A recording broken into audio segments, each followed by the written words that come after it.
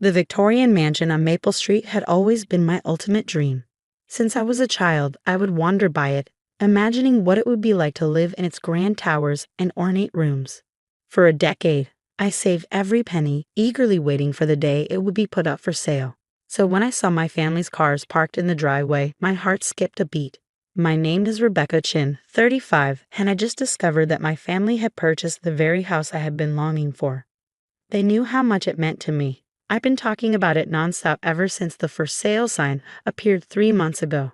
"Oh, you're here," my sister Amanda called from the porch, waving with exaggerated cheer. "We wanted to surprise you." My parents stood beside her, my father jingling the keys while my mother smiled smugly.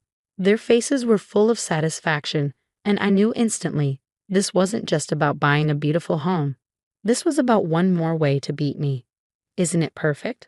Amanda exclaimed, leading me inside. "When we heard you were thinking of bidding on it, we just had to have it instead. It's way too grand for just you after all." I kept my face impassive as I walked through the rooms I had memorized from the online listing. The original hardwood floors, the carved banisters, the stained glass windows. Every detail I had fallen in love with now belonged to them.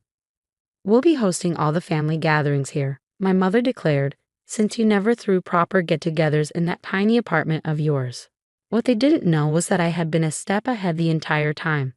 The moment I saw my sister touring the house last month, I realized exactly what they were planning. It was typical of them, turning everything into a competition and then feigning surprise when I was upset about losing. But this time, I hadn't lost.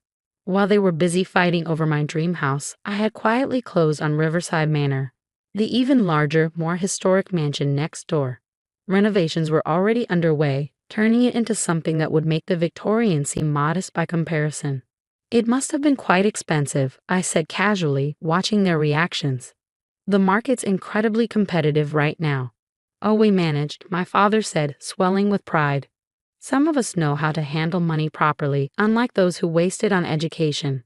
His jab at my PhD didn't bother me as much as it used to. My wasted education had led to a successful research career, one that had earned me more than they could comprehend. While they saw me as the family disappointment, unmarried, childless, focused on work, I had been quietly building a life that would have surprised them. "Well, it's lovely," I said, heading for the door. "I should be going. I have some moving arrangements to make." "Moving?" Amanda's eyebrows shot up. "Are you finally leaving that run-down apartment?" I smiled. "Something like that. I'll see you soon, though. We'll be neighbors after all." I walked out, leaving them standing there, puzzled, savoring the knowledge of what was to come. In 2 weeks, the moving trucks would arrive at Riverside Manor, and my family would realize that their plan to one-up me had spectacularly backfired.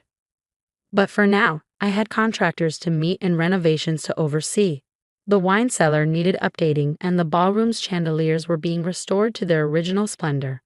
My family had always underestimated me, seeing me as competition instead of family. They were about to learn that while they were playing checkers, I had been playing chess all along. 2 weeks later, I stood in the newly renovated foyer at Riverside Manor, watching through the grand windows as the moving trucks arrived right on schedule. My sister Amanda appeared on her porch, coffee in hand, curiosity written all over her face. I smiled, knowing the show was about to begin. The movers started unloading high-end furniture, antiques I carefully collected, and artwork that would make my mother's reproductions look cheap. Each item had been chosen to tell a story. The story of my success, while my family had been focused on trying to undermine me. "Miss Chin," one of the movers asked, holding a clipboard, "where would you like the grand piano, the music room, or the ballroom?" I saw Amanda freeze, her coffee cup suspended in midair. "The ballroom," I replied. My family's Victorian had many lovely features, but a ballroom was not one of them. "The music room for now," I added. "The ballroom chandeliers are still being restored." Within the hour, my parents' car screeched into their driveway. It was clear they had received Amanda's urgent call.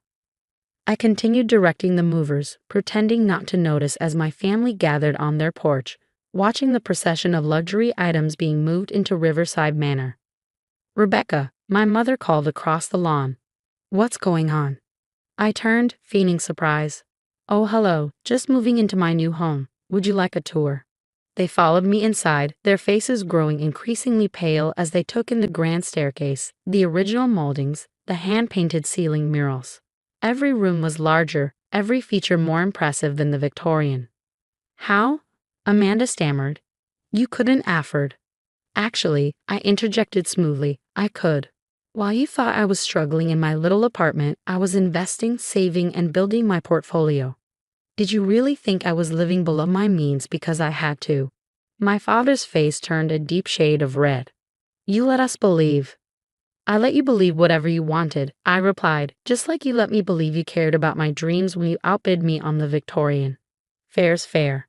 I led them through the house, past the library with its two-story bookshelves, through the conservatory with its rare plants, into the state-of-the-art kitchen that made their gourmet setup look outdated. "And over here," I said, flinging open a set of double doors, "is the ballroom where I'll be hosting our family's annual Christmas party this year. I trust that won't be an issue." My mother gasped, clutching her pearls. "But we've always hosted Christmas." "Well, things evolve," I said with a smile. "Besides, my ballroom actually has enough space for the whole family. No more squeezing everyone in." As they stood there, unable to respond, my phone buzzed. "Excuse me," I said, glancing at the screen. "That's probably the interior designer, just finalizing plans for the rooftop garden." "A rooftop garden?"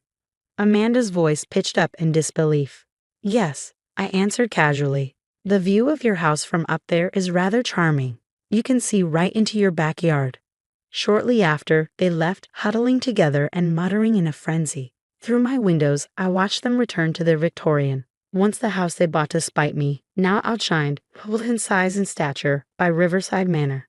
Later that evening, as I relaxed in my library with a glass of wine, the texts began to pour in. First, Amanda. "You had this plan, didn't you?" Then my mother. "We need to discuss Christmas plans." Finally, my father. "We need to have a talk about your investments." I ignored them all. For years, every family event had felt like a competition, with my achievements treated as something to be overcome. Now they'd have to live next door to a daily reminder of their epic miscalculation. The next morning, I hired a landscaping company to start work on my gardens. The noise would begin early, very early, and would carry on for weeks. Sometimes karma comes with the sound of power tools. Welcome to the neighborhood, family, I thought. Let the games begin. 2 months later, I hosted my first garden party at Riverside Manor, a dazzling event that showed off everything my property had to offer. My family stood in their considerably smaller yard, watching as caterers set up elegant tables beneath imported parasols and string musicians positioned themselves near the fountain. "Isn't this a bit much?" my mother asked when they finally joined, unable to resist the pull of the party they hadn't been invited to plan. "Not at all," I replied, accepting a champagne flute from a passing server. "Just a proper way to introduce myself to the neighbors." The guest list was carefully chosen.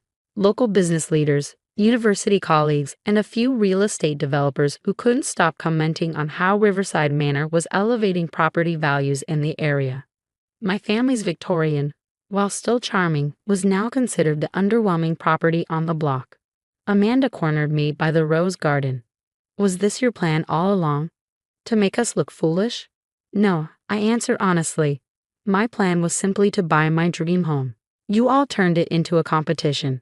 I just played by your rules for once." The party was a tremendous success, cementing my status as the new social hub of the neighborhood. My family's attempts to host competing events at their Victorian fizzled. No one could top the grandeur of Riverside Manor's ballroom and gardens. 6 months later, my father showed up at my door. "We're considering selling," he admitted, his tone gruff. "The upkeep is costing more than we expected." I nodded sympathetically. Victorian homes can be quite expensive to maintain. Though I've heard property values have gone up quite a bit since I renovated Riverside Manor. He shifted uncomfortably. "Yes, well, we thought you might be interested in buying it. Keep it in the family." "Why would I want a smaller house?" I asked innocently. "Besides, I'm quite enjoying watching you all adjust to the consequences of your choices." They didn't sell. Their pride wouldn't allow it. Instead, they were forced to live with the reality they had created. Every family gathering at my house reminded them of how their attempt to outdo me had backfired. Each upgrade I made to Riverside Manor made their Victorian look just a little more outdated. That Christmas was particularly satisfying. The ballroom, decorated beautifully, hosted our entire extended family with ease. Cousins who had once echoed my parents' criticisms now asked for advice on investments and career strategies. As I watched them navigate the party, looking small in the grand space they never imagined I could own, I felt no triumph, just quiet satisfaction. They had spent years trying to prove they were better than me. In the end, they had only competed with themselves. "Your house is extraordinary," my Aunt Sarah said as she found me by the Christmas tree. "Though I wonder if it's a bit lonely, so much space for just one person." I smiled, thinking of the research center I was planning to build in the East Wing. Not lonely at all. I filled it with exactly what I want, just like I filled my life with what I want, not what others think I should. My family still lives next door in their Victorian, a constant reminder that sometimes the best revenge isn't about revenge at all. It's about rising above. They wanted to teach me a lesson about my place in the world. Instead, they learned one about underestimating me. As for me, I host charity events in my ballroom, write research papers in my library, and enjoy my rooftop garden with its perfect view of their much smaller house. Sometimes I see them watching from their windows as I entertain or improve my property. Let them watch. They spent years treating me as competition. Now they get to live with a constant reminder that they lost a game they never should have started. Thanks for watching, and I'll see you again in the next video. Stay stunned.